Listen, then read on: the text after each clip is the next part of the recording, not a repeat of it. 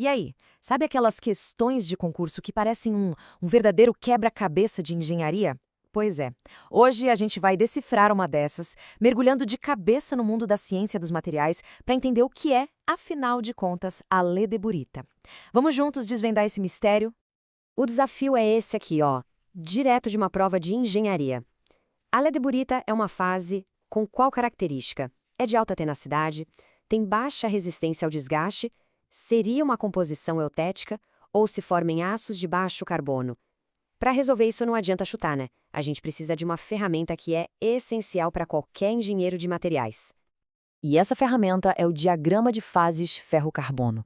Pode pensar nele como se fosse o mapa do tesouro de qualquer metalurgista. Sério, todas as respostas que a gente precisa estão escondidas ali, nas linhas e regiões dele. Então, esse aqui é o nosso mapa. O diagrama ferro-carbono mostra exatamente como as microestruturas se comportam em diferentes temperaturas e concentrações de carbono. E como em toda boa história, para a gente entender o enredo, primeiro a gente precisa conhecer os personagens principais.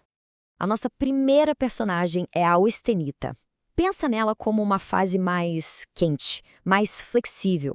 Ela só existe em altas temperaturas, que é quando os átomos de ferro se arrumam numa estrutura que a gente chama de cúbica de face centrada.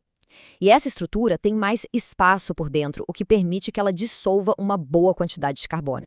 A segunda personagem é a sementita, ou carbeto de ferro. Ao contrário da austenita, a sementita é um composto químico, sabe? E ela é extremamente dura e, por consequência, bem frágil. Essa propriedade já é uma pista importante para a gente. E, por último, temos um conceito-chave, a reação eutética. Imagina só, um líquido que, ao esfriar, em vez de virar uma única coisa sólida, se transforma em duas fases sólidas diferentes, e de uma só vez. Isso só acontece numa temperatura e composição muito, mas muito específicas. Guarda bem essa ideia. Ok, com o nosso mapa e a legenda em mãos, vamos voltar para a questão e começar aquele famoso processo de eliminação. Vamos analisar cada alternativa uma por uma. Vamos começar com as opções A e B, que falam sobre propriedades mecânicas. Pensa na tenacidade como a diferença entre um clipe de papel e um pedaço de giz. O clipe a gente consegue dobrar, ele é tenaz. Já o giz quebra fácil. A Lei de Burita seria mais parecida com o clipe ou com o giz? Então, na verdade, é justamente o oposto. A levedurita, por ser uma mistura que tem a sementita, que é dura e frágil, ela dá para o material uma dureza altíssima e uma resistência ao desgaste excelente. E materiais que são muito duros geralmente não são tenazes, né? Uma coisa meio que anula a outra. Portanto, já podemos eliminar com toda a segurança as alternativas A e B. Certo. Agora vamos dar uma olhada na alternativa D. Ela diz que a Lei de Burita se forma em aços de baixo carbono. Para checar isso, a gente tem que voltar para o nosso mapa. Se a gente olhar aqui no mapa, olha só onde a Lei da Burita se forma. Tá aqui, ó, cravado em 4,3% de carbono. Essa região é o território dos ferros fundidos. Os aços de baixo carbono, coitados, moram lá do outro lado, bem mais à esquerda, com bem menos carbono. Não tem a menor condição da Lei da Burita se formar lá. Então, a alternativa D também está fora. Bom, com 3 alternativas eliminadas, só sobrou uma. Agora, o ponto crucial. Vamos usar o diagrama e as fontes para dar prova final e ter certeza absoluta da resposta certa. Agora, vamos dar um zoom aqui no ponto eutético. Olha só que legal. Exatamente a 1147 graus Celsius e 4,3% de carbono, a fase líquida se transforma, diretamente numa mistura de duas fases sólidas.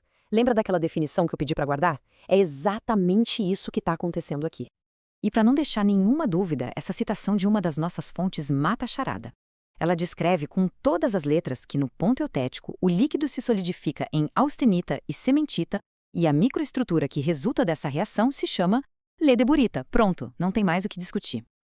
A evidência é conclusiva. A definição de reação eutética e a descrição da formação da Lei de Burita se encaixam como uma luva. A Lei de Burita é a própria materialização da reação eutética no sistema ferro-carbono. E assim, a gente volta para a nossa pergunta inicial com 100% de certeza.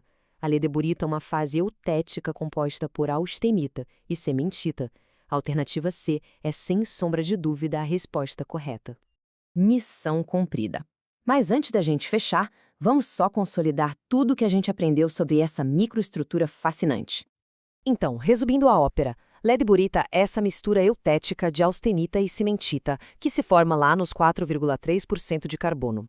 É por causa dela que os ferros fundidos são tão duros e resistentes ao desgaste, sabe? Perfeitos para coisas como blocos de motor ou peças que sofrem muito atrito.